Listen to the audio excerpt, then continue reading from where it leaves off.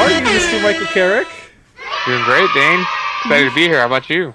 I'm doing good, and also excited to be here because you designed you made this card. You like won a thing, like a technically one of the smallest tournaments of the year.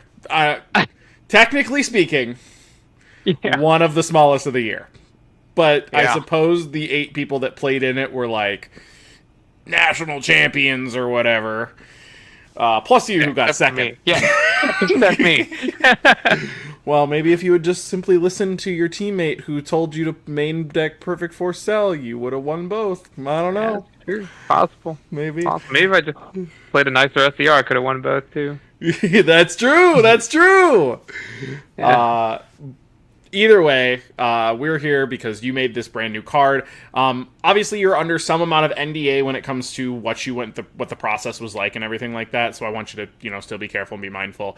But whatever you can and feel comfortable divulging to us, just give us what you got. So, what was the process like? Like, how quickly did it start? Like the literal logistics of it all. Yeah. The logistics is quick. It's practically the day after I won the event, I got a message from a Bandai rep, and they were like, so, congratulations on winning. You get to make a card. How would you like it to be? And I was like, whoa, this is sudden. Like, I've been thinking about this forever, but ever since they announced that would be part of the World's Prizing, but, like, I never thought it would happen, right? Mm-hmm. So I dove in the tank. I thought of some things, and I asked some friends. I was like, hey, what would you think would be a good idea for an Invoker card?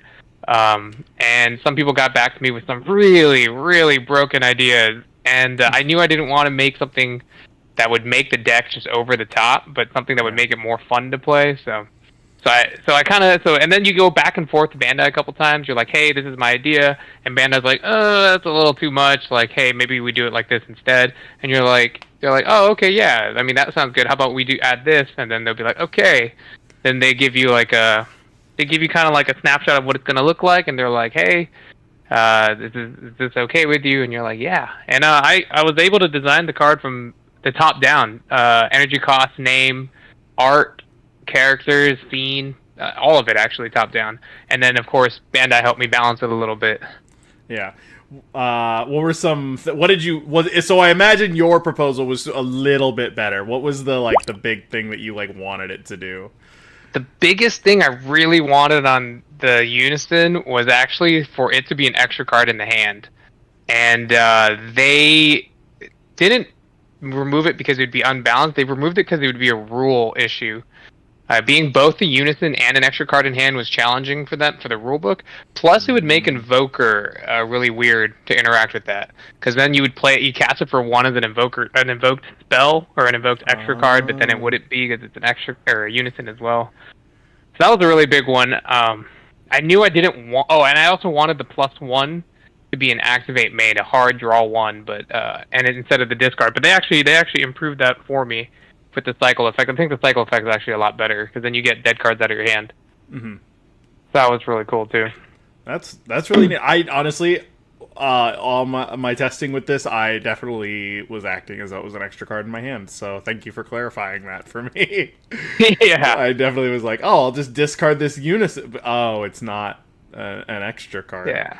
Okay. Yeah, but what it does serve to be a really good check land mid to late game, and then of course you can discard itself for extra copies if you really need to, or for your awakening. Like, it does serve that purpose, which is really good because it makes it easier to charge.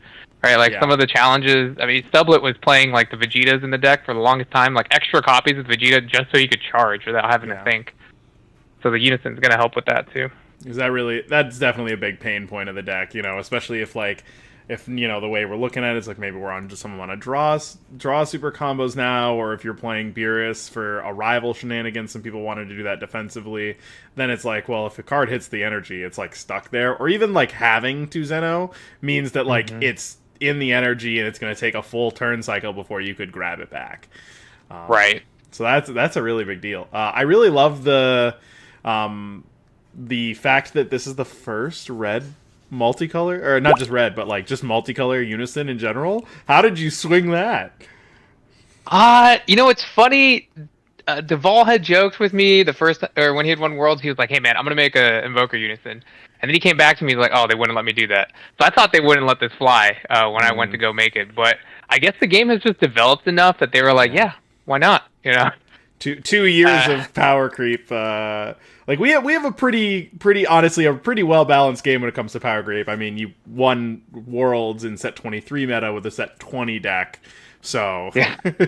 and the deck you lost to in finals of nationals was a set 9 deck. So, Yeah. like, our power creep is pretty good. But I do especially, because I guess that would be, what, set 19 when Duvall would have been designing? So, like, 4 sets later, right? No. Wait, no, Duvall won. Because he way won beyond won that. Crimson meta, Yeah. which was set 19. And then Tarpini won...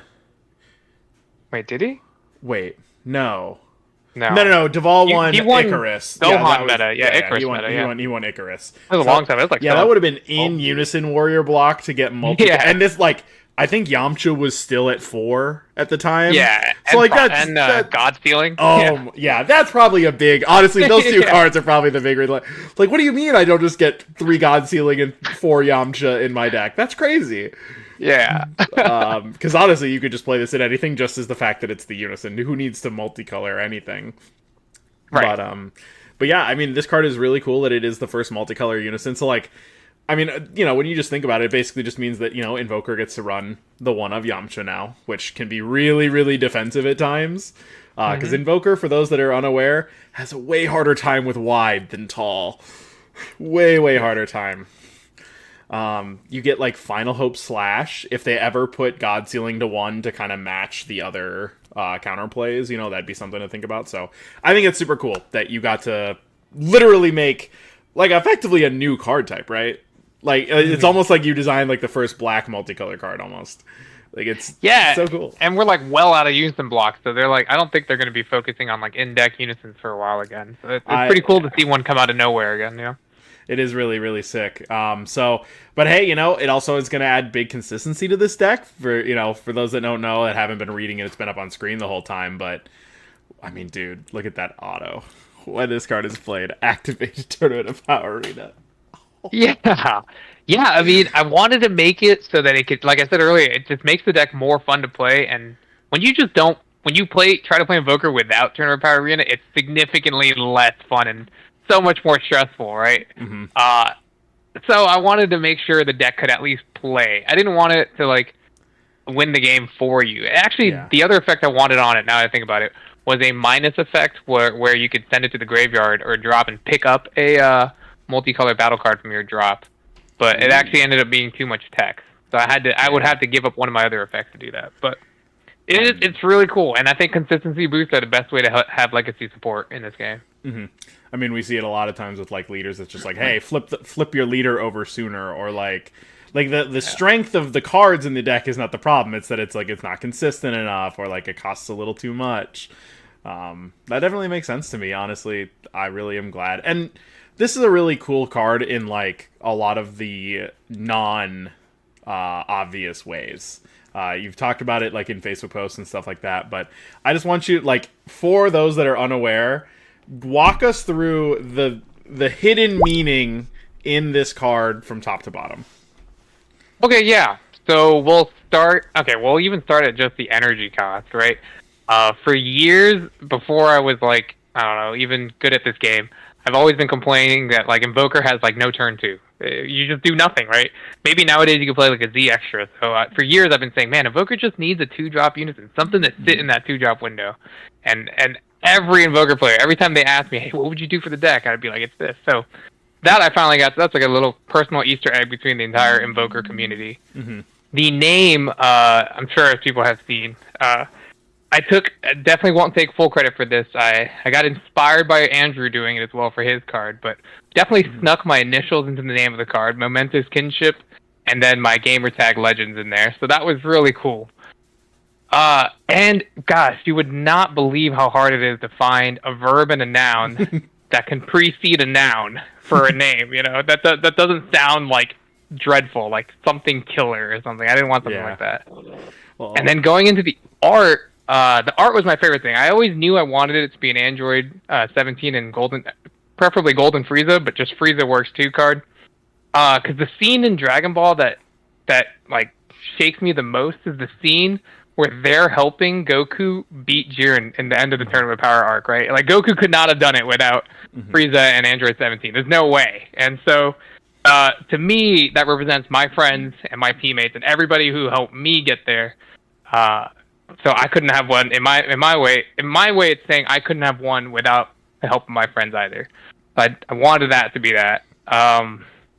We knew the extra card thing, top to bottom. I mean, we want the card to be searchable, right? Like it's already a deck that's clunky. So, and it also aids Apex of Power by being an extra card in the drop, and then by being an extra card in the warp, you can also pick it up with your leader skill if it comes to that, right? Like if you just need like a late game play.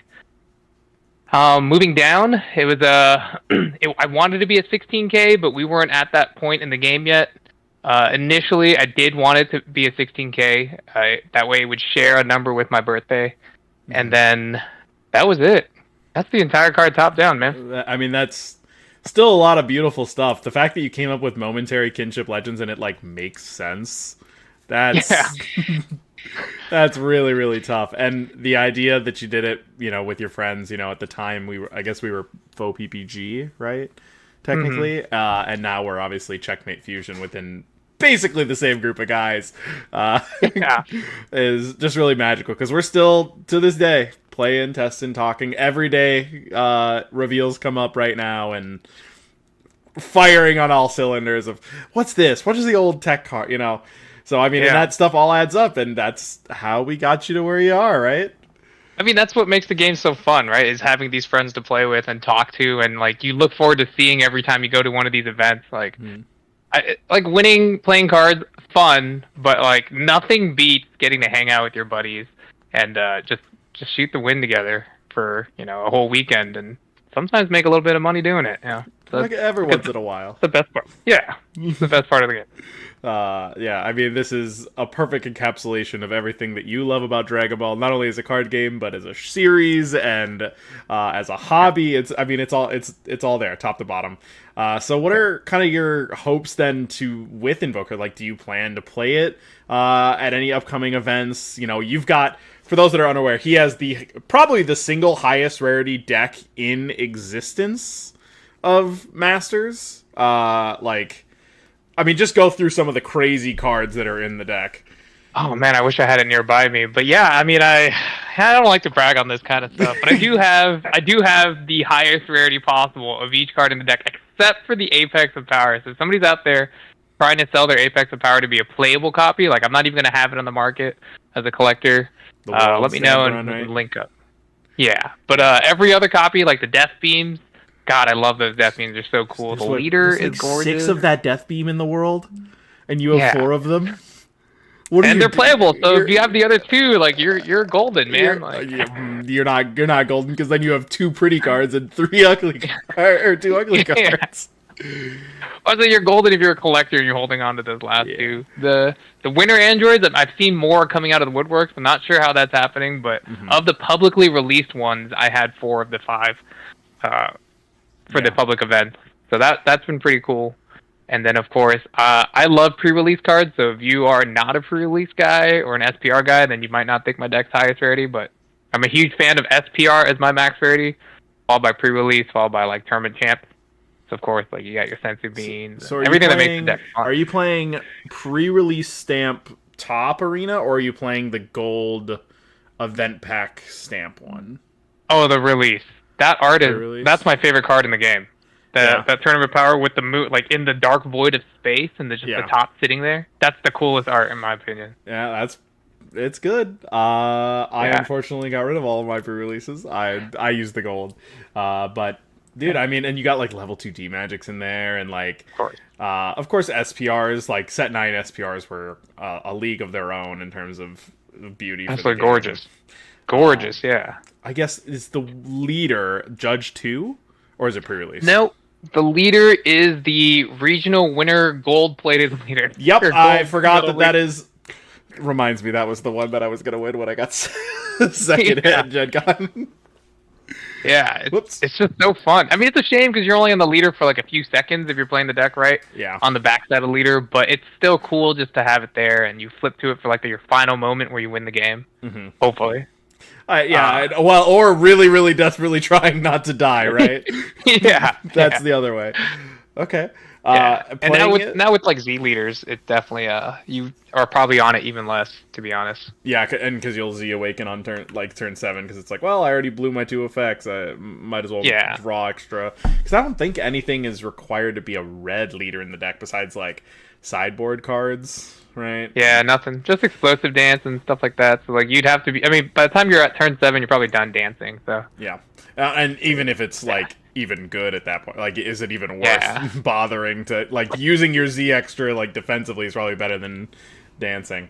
Okay, well, do you plan to be playing it in any upcoming events? Right, we have Bandai Card Fest this weekend. As of time of streaming and recording, obviously this card will not be legal then, but I mean it'll be legal in like what, a month and a week. Yeah, there's store championships. That'll be my first chance to put the deck together and really have some fun with it. Mm-hmm. It's really exciting because we have one in my state. Mm-hmm. So I get to go to that one, and I'll definitely try to have the cards in time to play Invoker then.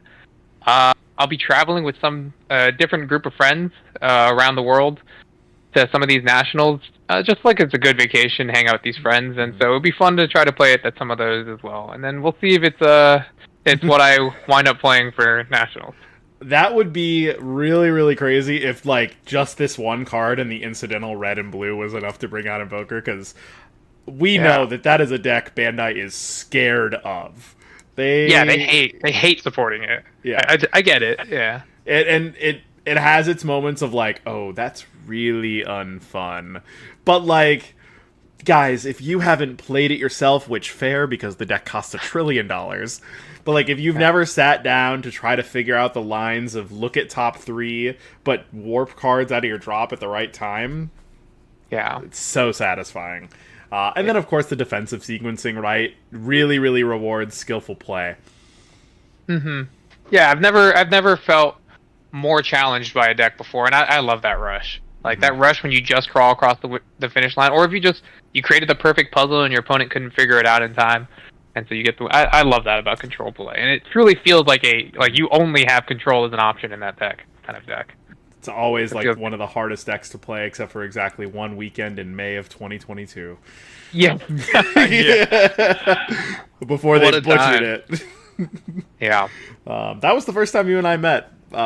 You probably don't remember anything about that, but big deal for me. Big fan of yours, if you didn't know. Oh, I remember. That was the only tournament 17 was legal at 1 energy. That was a mistake. Yeah.